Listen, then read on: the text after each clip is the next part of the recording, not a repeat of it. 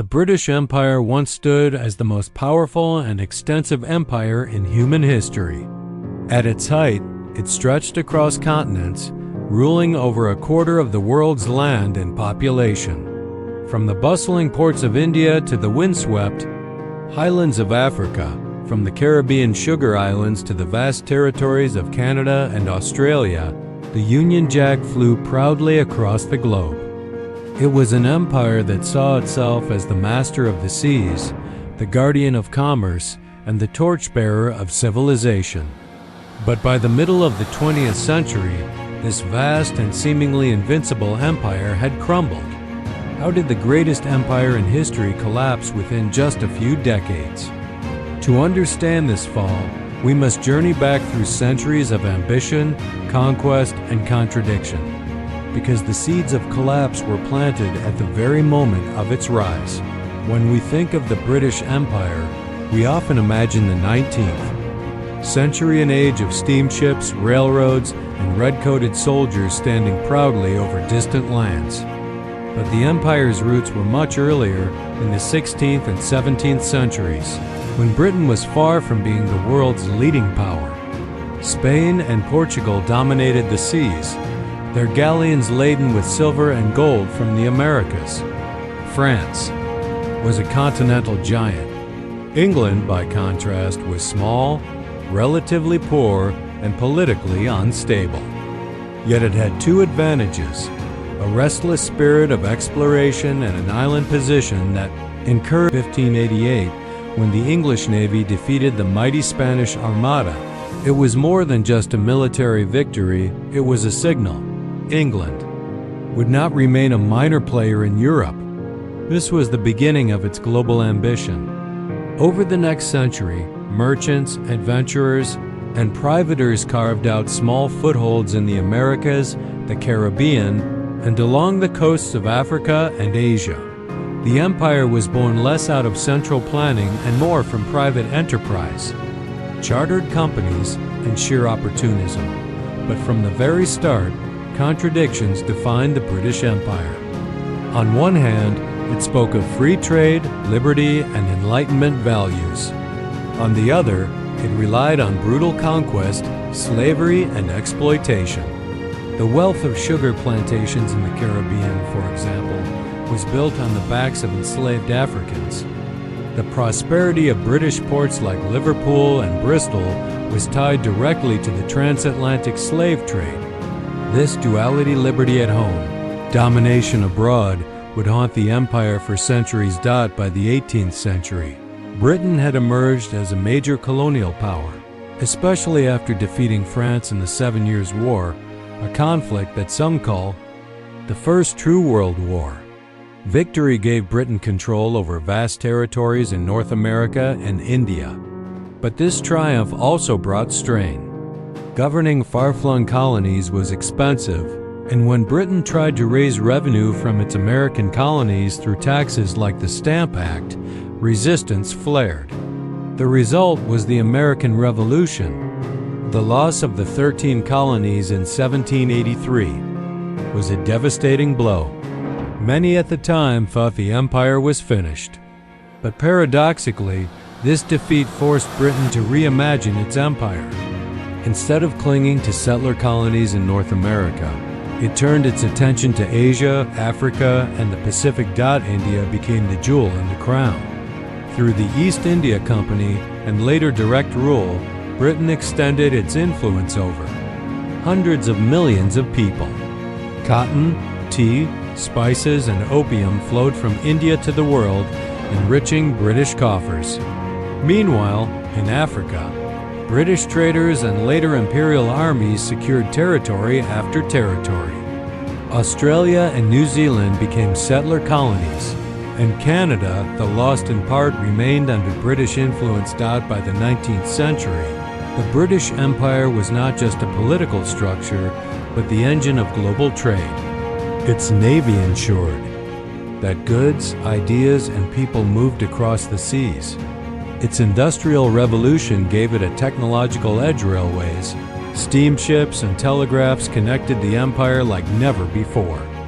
English became the language of commerce and administration in many regions, and Victorian Britain believed it had a divine mission to spread civilization, Christianity, and progress. This ideology, often summed up as the white man's burden, justified domination. Yet beneath the glittering facade, cracks were forming. The very forces that made Britain powerful also sowed the seeds of decline. Industrialization, for example, created great wealth but also stiff competition.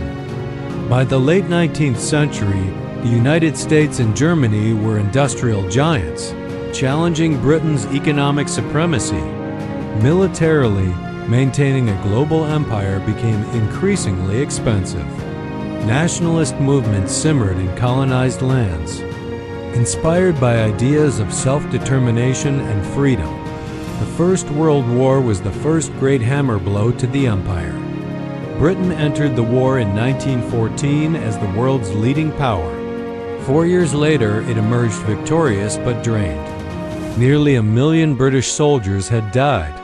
The economy was shattered.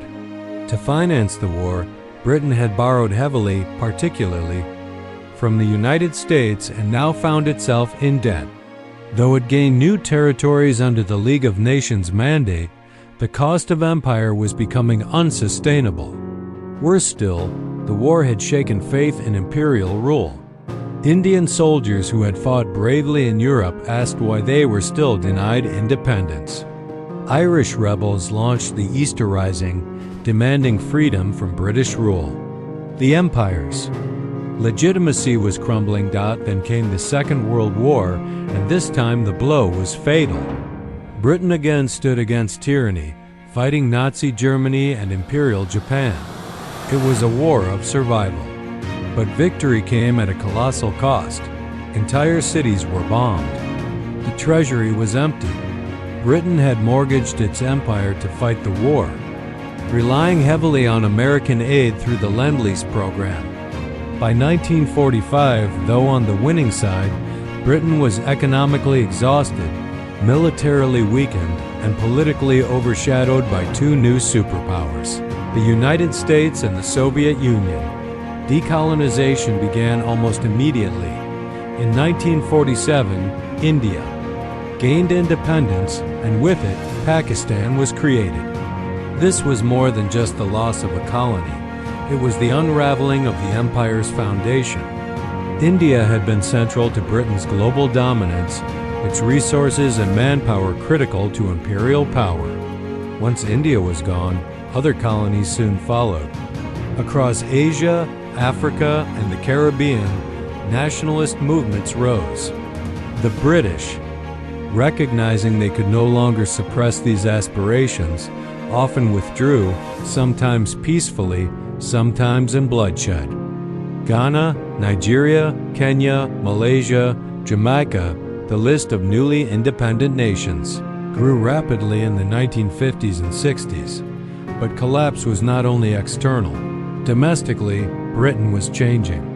The war had created a demand for reconstruction and social welfare at home. Resources that might once have maintained empire were now redirected toward rebuilding the nation itself, creating the National Health Service, expanding education, and modernizing industry. The public appetite for empire diminished. For ordinary Britons, empire was no longer a source of pride but a burden. Culturally, too, the empire's image faltered. Colonized peoples who had migrated to Britain brought with them different cultures, religions, and perspectives. The myth of British superiority was challenged not only abroad, but within Britain itself. Writers, activists, and intellectuals from across the empire exposed the injustices of colonialism. The global tide had turned. Imperialism was no longer fashionable. It was condemned. By the 1970s, what remained of the empire was a handful of small territories: Gibraltar, the Falklands, Hong Kong, and scattered islands. Even these became points of contention. The Falklands War in 1982 showed that Britain was willing to fight to defend its remnants, but it also underscored how far it had fallen. No longer a global empire, Britain was now a middle power, its influence limited. In 1997, the handover of Hong Kong to China marked the symbolic end of the British Empire. The last great jewel was gone out, so why did the British Empire collapse? The reasons were many. The economic devastation of 2 world wars, the rise of new superpowers, the burden of maintaining far-flung colonies, the rise of nationalist movements, and the erosion of moral legitimacy. But deeper still, the empire collapsed because the world had changed. In the 19th century, empires seemed natural, inevitable, even noble. In the 20th, it seemed outdated, unjust, and unsustainable. Yet the empire's legacy lives on. English is now the world's most widely spoken second language. Legal systems, parliamentary democracy, and cultural influences spread by the British remain in place across continents. The Commonwealth of Nations, though not an empire, still links Britain to many former colonies. The empire may have collapsed, but its echoes shape our world today in ways both profound and controversial. The story of the British Empire is not just one of rise and fall. It is a story of ambition and contradiction, of glory and exploitation, of unity and rebellion. Its collapse reminds us that no empire, however mighty, lasts forever.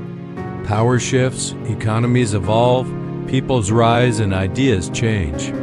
What once seemed unshakable can crumble in a single lifetime. And so, when we ask why the British Empire collapsed, the answer is not a single event, but a tapestry of causes, wars, economics, nationalism, and the inexorable march of history. It is a story that holds a lesson for every power today, that dominance is never permanent, and that the mightiest empires can fall, not with a sudden blow, but with a long, steady unraveling.